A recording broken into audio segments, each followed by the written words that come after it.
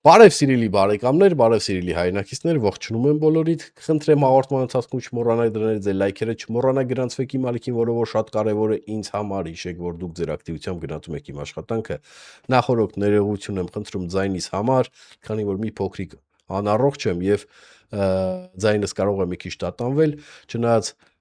վատառողջ լինելը չի խանգարի, որ մենք շարունակենք մեր հաղորդումները այսօր գոնե մի հատիկ լավ լուր ունեմ, վերջապես դատարանը վերացրեց խափանման միջոցը Անդրանիկ Արմանդարյանի նկատմամբ, ես ուզում եմ հիշեցնել, որ Անդրանիկը 1 տարի 7 ամիս բանտում էր, հետո դրանից հետո ես արդեն 10-11 ամիս էլ տնային կալանքում էր։ Հիմա այն մարդիկ, ովքեր չեն ճանաչում, կմտածեն, ես ինչ հանցագործություն արե, հա, չգիտեմ, մարդ են ծեծե, գողություն են արե, կյանքին են սպառնացե, չգիտեմ,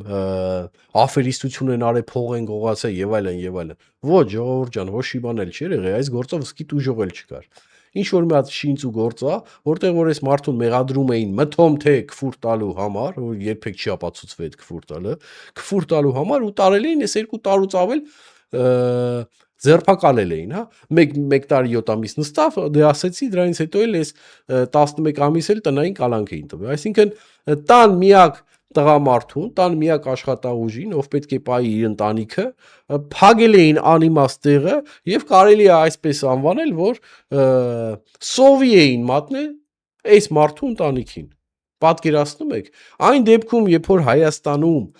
հանցագործները, այն էլ պետական հանցագործները Երևանի փողոցներով հանգիստ ման էին գալի, մի երիտասարդի, ով ընդհանրապես ոչ մի հանցագործություն չէր արել, տարել ու այս 2 տարի ազատազրկել էին։ Այս խայտարակ վիճակը ցույց է տալի մեր դատական համակարգի վիճակը։ Ես գիտեմ, որ Անդրանիկ Արմանդարյանը շատ բան կունենա ասելու, եւ ես անամբեր սպասում եմ թե նրա եթերներին, թե նրա գրառումներին։ Եվ մաղթում ենք Անդրանիկին, որ շարից հեռու մնա, քանի որ ցավոք սրտի մեր Հայաստանի Հանրապետությունում դատական համակարգը եւ արդարադատությունը կաղում է, հարգելիս, հեռու մնա սրանցից։ Շարունակելով մեր հաղորդումը, ուրեմն հիմա Արշակի մասին, Արշակ գեներալի մասին, որը 2 օր անցավ Արշակ, հələ 2 օրից էլ ավել անցավ։ Ինչ եղավ այն դոկումենտը, որ դու մեր ժողովրդին մանիպուլյացիա է իրանում, մուտիտ է իրանում, որ գիտես ինչ կա, դու դոկումենտ ունես, որ երկրի կառավարությունը թուրքի ագենտ են, թուրքի շպիոն են, ինչ եղավ էդի, հա? Հələ էդի քիչ մատը շանտաժ է իրանում երկրին, հա, պետականությանն է իր շանտաժանում, որ այս մարդկանց բաց թող թե չէ կհրապարակեմ կկապտեք, ինչ եղավ, ինչի չհրապարակես, իր չունեիր, այ ժողովուրդ ջան, ես էլ ոչ մի բան չեմ ասի, դուք ինքներդ շատ լավ հիշում եք ես ինչ ասեցի Արշակին, դուք ինքներդ շատ լավ գիտեք, որ ռսի համար ծառայող այս ծաղրացուները իրականում միակ ցանկությունը Հայաստանը տանել մցնել ռսի տակ, իրանցով անել Հայաստանը եւ ենթարկացնել, հա, մեր ժողովրդին։ Այս է իրանց միակ ցանկությունը, սարքել դիկտատուրա, գրփել եւ չրփել։ Ով կմնա, ով էլ չի ուզում թողնի ու գնա։ Ինչը որ եղել է այս 30 տարիների ընթացքում, որ ասում եմ Հայաստանը սպիտակ գենոցիդի է վերածվել, այնց էդի է։ Այդ անարդարությունը, բեսպրիզելությունը, հենց գալիս է այդտեղից։ Հիմա քանի որ այդ ուժը իրան կորցրել են, իրան կռիվ են տալի, որ վերադառնան այդ նույն դիրքին, նորից գրփեն եւ չրփեն ժողովրդին։ Այս է իրանց ուզածը, դրա համար այսպիսի մուտիտներ են անում։ Ես ասեցի անցյալ վիդեոյի, որ սալավյովական խաղեր են տալի, ուզենալով ազդել ժողովրդի ուղեղի վրա, այս 7-8 տարի է ինչ Նիկոլն է նստե, նա ինչը ճիշտ է, ճիշտ պետք է ասենք ժողովուրդ ջան։ Ինչ երկրի իշխանությունները փոխվել է, սրանք այս 7-8 տարի նույն լասն են երգում։ Դու դավաճան ես, դու դուրքի շպիոն ես։ Ոնց որ ուրիշ բան էր ասելու չկա, ուրիշ գործ անելու չկա, թե էսի, թե սրա նման տասովչիկները, որ գտնվում են ազգային ժողովում, մի հատ նորմալ բան չեն խոսա, մի հատ նորմալ օրենք առաջ չեն տանի, հա, մի հատ նորմալ ընդդիմության դիրք չեն բռնի։ Սա օրը կընկնեն, դու շպիոն ես, դու դավաճան ես, դու շպիոն ես, դու դավաճան ես։ Էս է իրանց խոսքերը։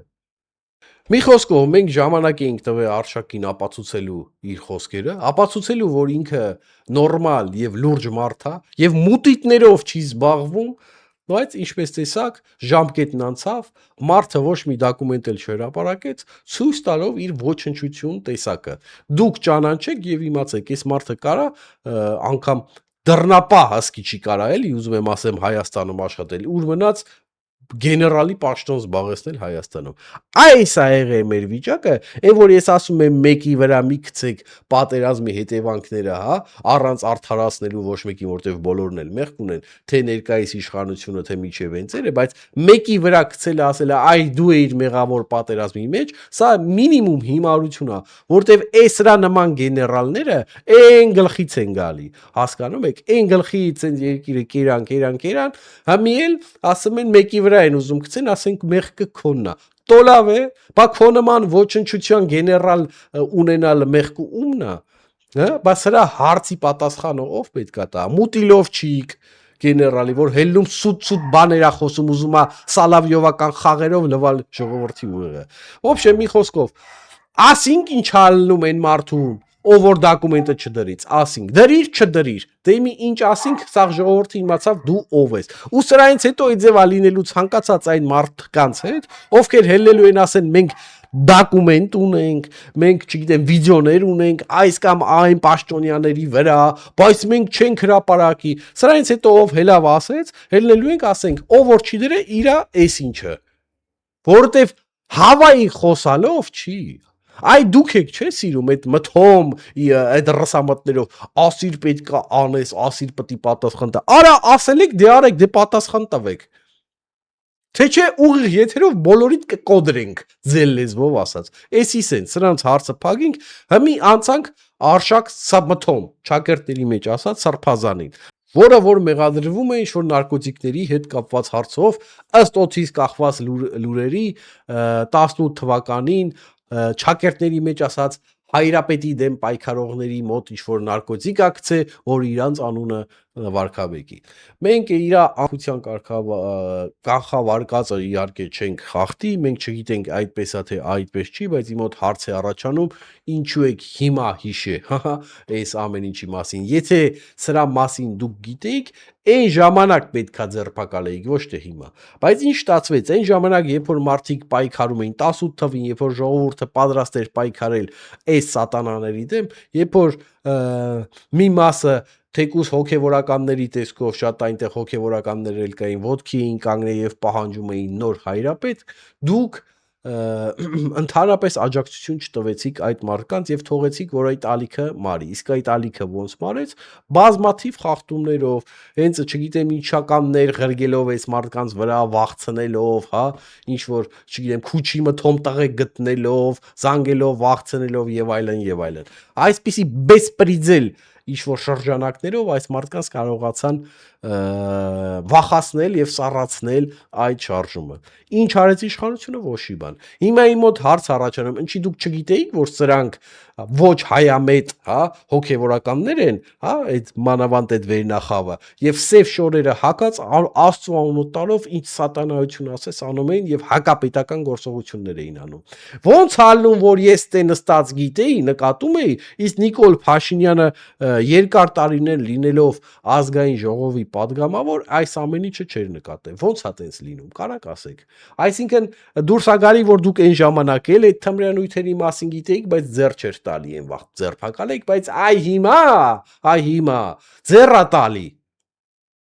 Քանի որ հիմա դուք էլ եք ուզում հայրապետին հանեք։ Այն վաղ որ ժողովուրդ ուզում էր, էդի հեչ, բայց հիմի որ դուք ուզում եք, էդի մեջ։ Ես որ ասում եմ պետք է անվանել լավին լավ, վատին վատ, այ տեսնում եք, լավին լավ, վատին վատ։ Այն ժամանակ, երբ որ Նիկոլ Փաշինյանը մտավ եկեղեցի, հələ պատերազմ բան էլ չէր եղել կարծեմ։ Հələ որ ոչ մի բան չէր եղել եւ հոգեվորականը մերժեց ձեռքը սխմել Նիկոլ Փաշինյանի, հա։ Այդ ժամանակ արդեն դուք պետք է սրանց ջարդեիք, որտեվ ես ուզում եմ հիշեցնել, որ կապ չունի ով է մտնում եկեղեցի, եթե մարդ մտնում է եկեղեցի աղոթելու, ոչ մի հոգևորական իրավունք չունի, ես ուզում եմ նորից կրկնեմ, ոչ մի հոգևորական իրավունք չունի այդ մարդուն մերժելու։ Դա հակաքրիստոնեական է, իսկ ով հակառակը կասի, նա քրիստոնեության հետ ընդհանրապես կապ չունի։ Գնացեք, չգիտեմ, մուսուլման դառեք կամ բուդդիզմը ինչ հայտի ընդունեք, ուրիշ բան եղեք, չգիտեմ, անգամ չգիտեմ մուսուլմանության մեջ դա ընդունված է, թե ընդունված չի։ Աստված մենակ գիտի, բայց քրիստոնեությունում դա ընդունված չի։ Ինչ ուզում եք գնացեք արեք ախպեր ջան, բայց քրիստոնեության անունից էլ չխոսակ, որտեվ ով ասեց, որ դա այդպես չի, հա, եկեղեցիում եկած մարդուն, աղոթող մարդուն կարելի է մերժել, այդ մարդը մինիմում, չգիտեմ, ախպեր, ուրիշ մի որակի, ուրիշ մի հավատքի մարդ է, որը որ կապ չունի մեր հավատքի հետ։ Այդ ժամանակ, երբ որ մերժեցին Նիկոլ Փաշինյանին, այդ ժամանակվանից գոնե հա, չնայած 18 թվից պետք է անեիք, բայց այն ժամանակվան երբ որ մերժեցին, այդպիսի խայտարակ պահված ցույց տվեցին այդ պահին երկրի ղեկավարի առջև, այդ ժամանակին սրանց սաղին պետք է չոքացնեիք, առանց որևիցե մի ներման, սաղին պետքա չոքացնեիք եւ դուրս լարեիք մեր սուրբ եկեղեցուց, հանեիք ռադ անեիք ոչ հայամետ եւ ոչ քրիստոնյա հոգեվորականներին։ Հա մի թողիկ բանն եկավ հասավստե մի նոր իշել եք, որ պետքա ձերբակալեք։ Հետո Հայրապետը գնում է Ֆրանսիա, սա խայտարակություն է, ճակերտների մեջ ասած հայրապետը, նա ոչ մեկի հայրապետն էլ չի, նա ընդհանրապես մեր եկեղեցին չի կարող էլ ներկայացնի, գնում է Ֆրանսիա, մարդիկ, հա, դուրս են գալի, գոռում են հեռացի, սա խայտարակություն է, ասես բան ոչ մի տեղ չի եղել, ժողովուրդ ջան։ Եկեք մի հատ իրար հետ նայենք, մի հատ սպասի փոքրացնեմ էկրանը, որ իրար հետ կարողանանք նայենք, գներեք, մի հատ փոքրացնեմ էկրանը, իրար հետ կարանանք նայենք, ժողովուրդ ջան, թե Ֆրանսիայում ոնց են մարդիկ գոռում հեռացիր, սա կտրիչին, լսենք։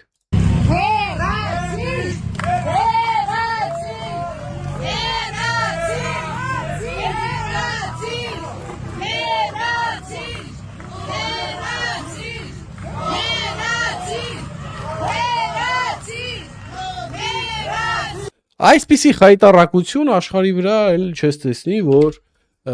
մարդիկ իրենց ճակերտների մեջ ասած հայրապետին գոռան հեռացիր։ Ու գիտեք ինչ կա, սա ապացուցում է, որ ժողովուրդը իրան էլ չի սիրում։ Արդեն համայնքներում իրան ոչ մեկ չի սիրում, ոչ մեկ չի ուզում։ Ու вообще եթե ճիշտ ուզում եք իմանաք,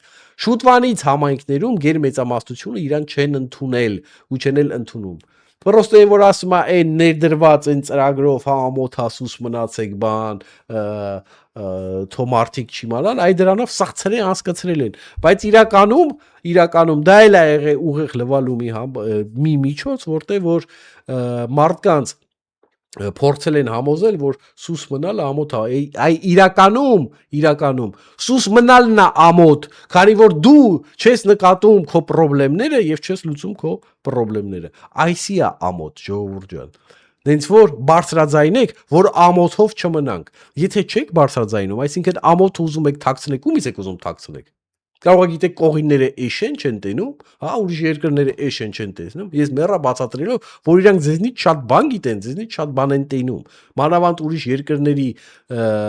հատուկ ծառայությունները մի քանի անգամ գերազանցում են մեր հատուկ ծառայություններին եւ իրանք այնքան բան գիտեն եւ այդ ամենը օգտագործում են հայոց պետականության դեմ։ Նենց որ բարձրաձայնեք եւ վռնդեք սրան մեր եկեղեցուց եւ ցանկացածին ով կլինի թե պետական պաշտոնյա թե եկեղեցիական, թե զինվորական, ով ուզում ալի, սուրբ չկա, չի կարա լինի, բոլորին դուս։ Եթե պետք լինի ձերբակալել, ձերբակալեք, հանեք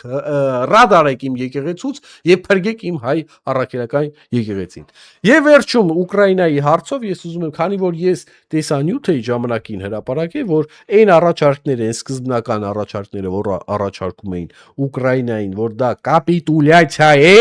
որոշները, որ չգիտեմ ոնց են իրանք վերլուծում, այդ ինչ վերլուծական են, շատերը ճիշտ ասած աչքիցս շատ ընկան, դրանից հետո թե իրանք այդ ոնց իրանք մտածին, այդ ոնց ասին, ասում են, «Օ, սա բան չի, կապիտուլյացիա չի, սա հլը մի բան է Ռուսաստանին դեմ է», ասում էին, «Ցես պնդում էին»։ Ես էլ ասում եի,